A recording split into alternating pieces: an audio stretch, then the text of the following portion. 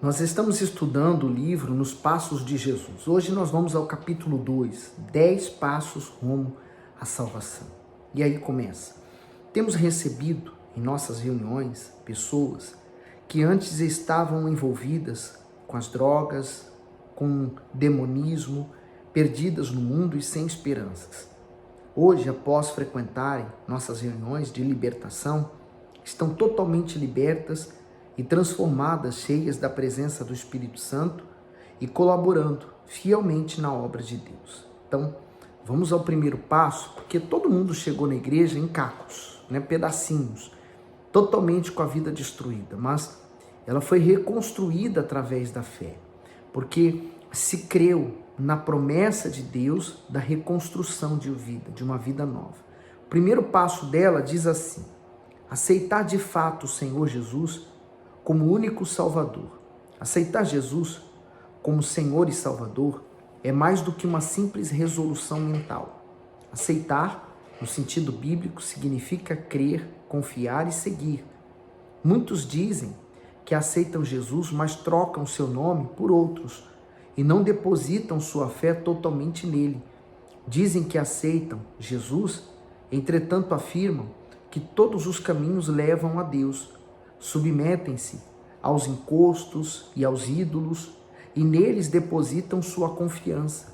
Dizem até que Deus é bom, mas o diabo não é mau, fazendo assim a vontade de Satanás. Então, aceitar o Senhor Jesus exige o sacrifício, a entrega da vida. E como o bispo diz aqui esse ditado, Deus é bom, o diabo também não é tão mau assim, não.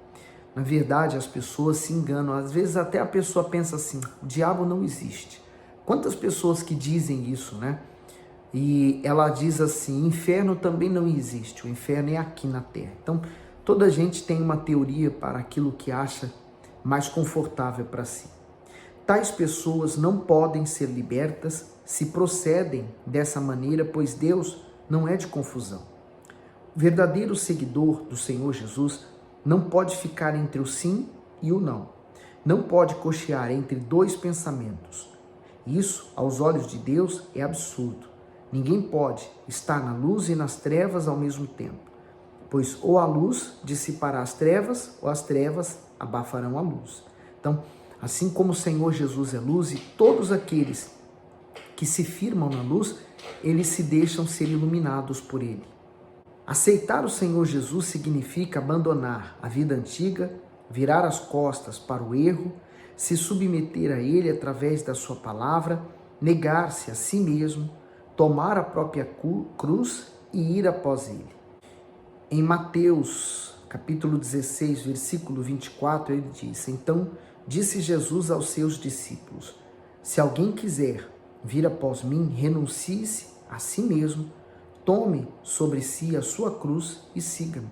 Então, aqui está um ato, uma atitude de aceitar Jesus. É seguir, é renunciar, é você tomar a cruz, é o sacrifício.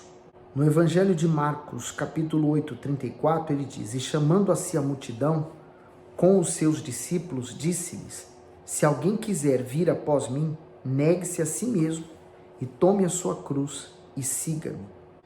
Evangelho de Lucas, capítulo 9, 23, e dizia a todos: se alguém quer vir após mim, negue-se a si mesmo e tome cada dia a sua cruz e siga-me. E esses três evangelhos, eles deixaram bem isso registrado da mesma forma para confirmar que é essa vontade que Deus tem através do Senhor Jesus e para todos os que querem então se achegar a Deus através do Senhor Jesus. Se assim for, a pessoa está pronta para tudo. Se tiver de enfrentar 1001 barreiras, ela o fará. Ainda que tenha de resistir ao mundo inteiro, isso não será difícil para ela. Então, para quem já nasceu de Deus, é fácil, porque ela vai querer fazer a vontade de Deus e vai querer agradar a Deus. O nascido da carne vai encontrar uma resistência própria em si mesmo de fazer a vontade de Deus, porque ela contraria completamente a sua própria vontade. Seguindo, ele diz: imagine agora um mar tempestuoso no qual o seu barco está afundando e não existe nada à sua volta em que você possa se agarrar. De repente, aparece alguém em um barco forte e lhe estende a mão. É claro que você irá segurá-lo, mesmo sem saber quem é. Será sempre grato à pessoa que na hora da aflição, quando a morte estava ali rodeando, lhe resgatou, salvando a sua vida. Assim também faz o Senhor Jesus por nós. Mesmo que alguém não o conheça bem, sua mão está estendida para livrar da morte. Aceite-o como Salvador, pois a sua mão está estendida para livrá-lo de todo mal, para libertá-lo completamente. Então, se você tem o acesso a essa poderosa mão estendida para você, então para que negar ajuda? Quando você entende que só o Senhor Jesus seria suficiente para pagar pelos nossos pecados, e Ele fez isso quando cravou Ele sobre a cruz, então você decide entregar-se para Ele. Segundo passo, ser batizado nas águas. Todas as bênçãos de Deus são prometidas àqueles que creem e forem batizados. E isso deve acontecer imediatamente após a pessoa ter aceitado o Senhor Jesus como seu Salvador. O batismo nas águas é a mortificação dos feitos da carne, é o sepultamento do velho eu e o ressurgimento de uma nova criatura limpa e lavada para uma novidade de vida. Quando aceitamos Jesus como o nosso Salvador, não podemos deixar que as manias, os maus costumes e quaisquer efeito da carne atrapalhem o nosso relacionamento com Ele. O gênio terrível, o orgulho, as vaidades, por exemplo, são produtos da carne e precisam ser abandonados. Como nascer de novo se não morremos? Não podemos ter duas naturezas, uma pecaminosa e outra convertida. Morrer com Cristo significa que a nossa carne não pode mais dar fruto. Temos de viver segundo o Espírito Santo, em novidade de vida. Então, nós encontramos às vezes muitas pessoas que elas dizem assim: eu não me batizei nas águas porque eu não estou preparado. Mas qual é a preparação que a pessoa precisa ter para se batizar nas águas? Nós vimos no primeiro passo, aceitar Jesus como Senhor e Salvador, reconhecer seus pecados, abandoná-los, e então oficializar esse abandono, essa entrega através do batismo nas águas. Porque essa cerimônia, ela vai sepultar, por exemplo, eu já fui um velho Alex, né? Eu tive uma velha natureza, e com ela todos os meus costumes, tradições, vícios, religiosidade. Então, a partir do momento que eu aceitei o Senhor Jesus, eu reconheci que tudo aquilo que eu fazia estava errado. Então, eu me arrependi, procurei o pastor da igreja para me batizar. Então, outro erro que muitas pessoas cometem é pensar assim: não, eu vou para uma praia e ali mesmo eu vou me batizar e já fica certo. Não. O batismo nas águas envolve o pastor que vai mergulhar a criatura nas águas, simbolizando o próprio Senhor Jesus, levando ela ao sepultamento, e quando ela se levanta, então, ela levanta uma nova criatura, lavada, sim, agora pelas águas batismais, mas também pela palavra de Deus, porque ela confessou aceitar o Senhor Jesus como Senhor e Salvador. O terceiro passo, ler a Bíblia diariamente. Lâmpada para os meus pés é a tua palavra e luz para os meus caminhos. Não pode haver perfeita comunhão com Deus sem o conhecimento da sua santa vontade. O Senhor Jesus venceu o diabo usando a palavra de Deus. Ela é a espada do Espírito Santo. Quando a usamos com fé, nada neste mundo é capaz de nos derrotar, pois ela penetra o mais íntimo de nosso ser, a ponto de dividir a alma e o espírito, juntas e medulas. Nós vamos conferir isso em Hebreus 4:12, que diz: porque a palavra de Deus é viva e eficaz, e mais penetrante do que a espada alguma de dois gumes, e penetra até a divisão da alma e do espírito, e das juntas e medulas, e é apta para discernir os pensamentos e intenções do coração. Por isso que quem lê a palavra de Deus, ela então recebe vida através da palavra dele. E aí, seguindo o texto, quando pronunciada por um servo de Deus em nome do Senhor Jesus, produz efeitos extraordinários. Todo aquele que deseja vencer Satanás deve conhecer bem a palavra de Deus, a Bíblia Sagrada.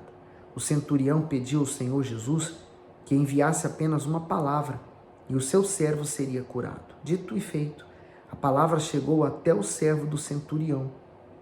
e realizou o milagre. É através dessa maravilhosa palavra que os maiores milagres acontecem. Ela produz fé em nossos corações para resistirmos ao diabo. Por isso é necessário conhecê-la bem. Então, o nosso adversário, o diabo, ele conhece bem a palavra de Deus.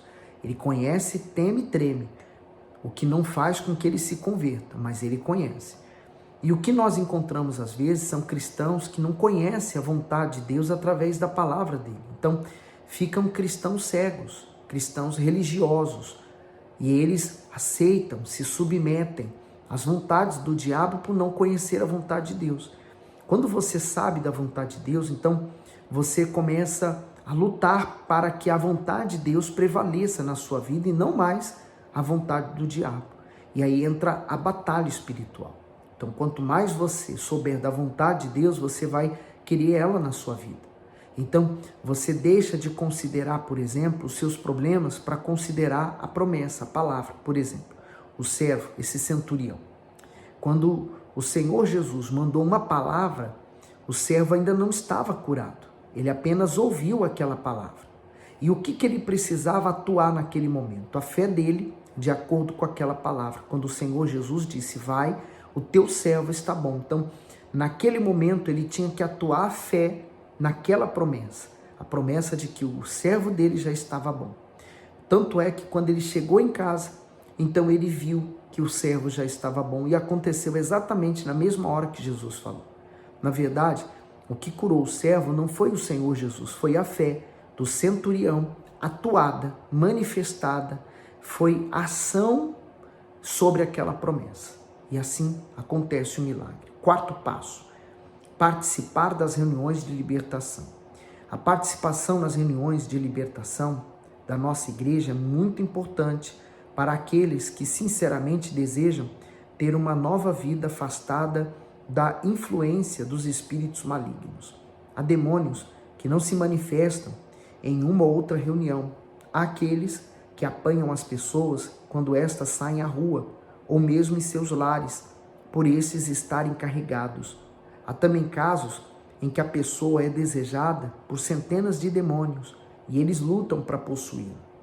Saiba que o diabo nunca se dará por satisfeito ao perder uma batalha.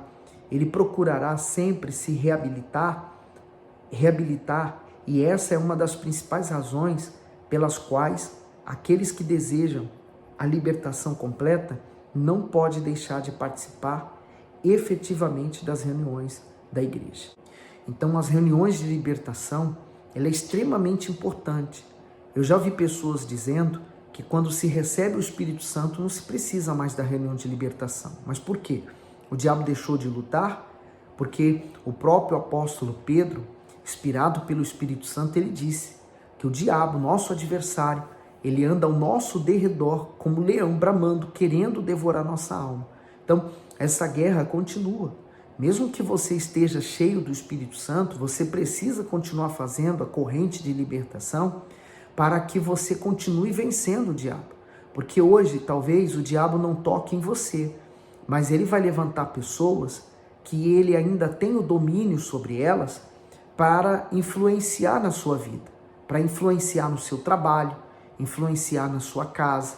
Por exemplo, se você é convertido, mas você tem familiares que não são ainda, então eles ainda estão sob o domínio e o poder de Satanás. Significa dizer que ele vai usar estas pessoas bem próximas de você para se levantar contra você e para tirar, minar, colocar e semear dúvida à sua fé para que você não tenha mais força. Então, você tem que estar sempre lutando. Você vai ter que estar sempre prevalecendo contra o diabo. É uma luta constante. Hoje nós vamos ler até aqui, amanhã nós continuamos. E eu tenho certeza que esses primeiros passos já vão servir para você tomar uma decisão e investir na sua fé. A partir de hoje, eu quero ver você investindo ainda mais na sua fé, tá bom? Nós voltamos depois dando continuidade a esse estudo muito bom do livro, os passos nos passos do Senhor Jesus, tá bom? Que Deus o abençoe abundantemente.